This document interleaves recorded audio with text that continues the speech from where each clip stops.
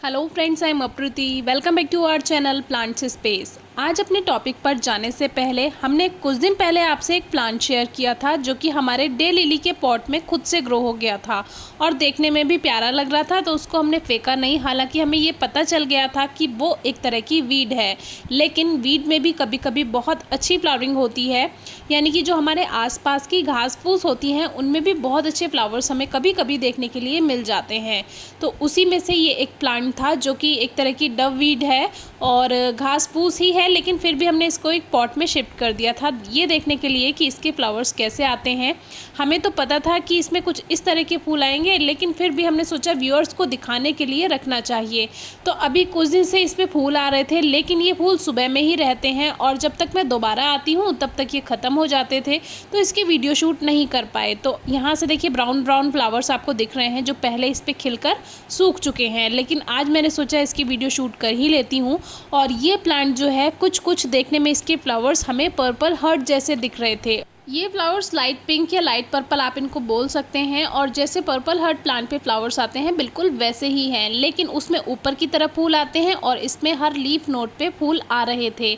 और देखिए ये फैलता जा रहा है। हमने आपको पहले भी बताया था हर लीफ नोड पे इसके रूट्स बनती हैं, क्योंकि अगर आप ज़मीन पे लगाएंगे या जैसे घास होती है ये ज़मीन पे फैलती जाती है, तो हर लीफ नोड पर से इसमें रूट्स बनती जाएंगी। इस तरह से ये आगे बढ़ती जाती है और फूल भी देती है। तो ग्राउंड कवर की तरह भी आप लगा सकते हैं। देखिए हर लीफ नोड पे इस पे रूट्स बन जाएंगी और वहीं से कटिंग्स लेकर आप इसको ग्रो कर सकते हैं। जब ये ज़मीन पे फैलेगी तो कुछ इस तरह से ये ज़मीन से ही पोषण लेती जाएगी और फैलती जाएगी। तो ये मुझे काफ़ी अच्छी लगी। हालांकि ये एक घास है, लेकिन फिर भी मुझे ये काफ़ी अच्छी लगी। और इसको दूसरी तरह से कैसे आप अपने गार्डन में ग्रो कर सकते हैं, तो किसी और दिन इसके बारे में वीडियो शेयर करेंगे, कैसे आप इसको सही तरह से रख सकते हैं जो ये आपके गार्डन में सुंदरता बढ़ाए।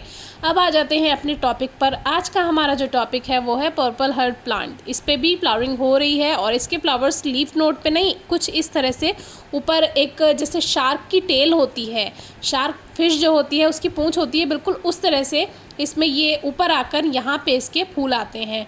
तो ये फूल बहुत प्यारे लगते हैं देखने में, लेकिन ये भी बहुत कम टाइम के लिए रहते हैं।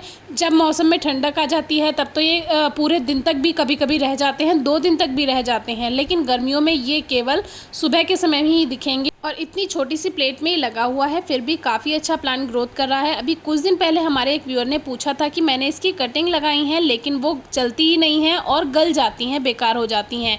तो जब भी आप इस प्लांट की कटिंग लगाएं, कभी भी सॉफ्ट कटिंग ना लें, थोड़ी पुरानी वाली कटिंग लेकर लगाएं। जो सॉफ्ट कटिंग होती हैं वो गल जाती हैं और जो थोड़ी पुरानी कटिंग रहती है उसमें रूट्स जल्दी बन जाती हैं। और सॉइल में ओवर मॉइस्चर बिल्कुल ना करें, अगर मिट्टी में ज़्यादा नमी होगी तो ये भी गल जाती हैं। अब देखिए जो पुराने फूल इसके सूख चुके हैं उनको आप टिप पर से इस तरह से कट कर दीजिए।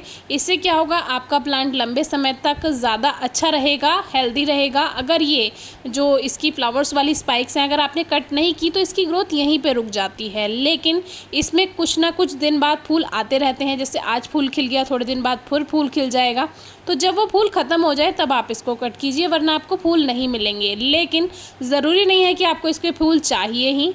कुछ लोगों को पसंद होते हैं, कुछ लोगों को चाहिए होता है कि हमारा प्लांट लंबे समय तक हेल्दी रहे, तो वो इस तरह से इनके सूखे हुए फूलों को कट करते रहें तो ये प्लांट और शूट्स बना कर देगा। वहीं से इसके लीफ नोड पर से नई नई शूट्स बन जाएंगी और ये ज़्यादा घना हो जाएगा।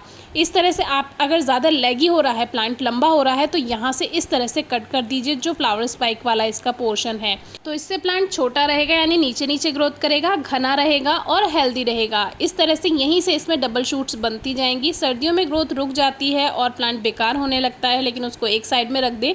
जैसे ही स्प्रिंग सीजन शुरू होगा प्लांट फिर से न्यू ग्रोथ कर लेगा और आप इसको रिपॉट भी कर सकते हैं फरवरी मार्च में। तो अभी तो ग्रोइंग सीजन है, अभी इसको ग्रोथ करने दीजिए, हल्की हल्की कटिंग प्रूनिंग करते रहें, न्यू शूट्स आती रहेगी। कुछ इस तरह से जो हेल्दी शूट्स हैं वो इस तरह से खिली हुई रहती हैं, और जब फूल आने की बारी होती है तो ये शार्क की टेल की तरह, जैसे हमने बताया, ये 2 पोर्शन में इस तरह से डिवाइड हो जाती है। बाकी ये न्यू शूट्स इसमें आ रही हैं, इनकी वजह से ये और घना बनेगा। और छाया में इस प्लांट को ना रखें, नहीं तो इसका पर्पलनेस खत्म हो जाता है, ग्रीन शेड आ जाता है। Thank you.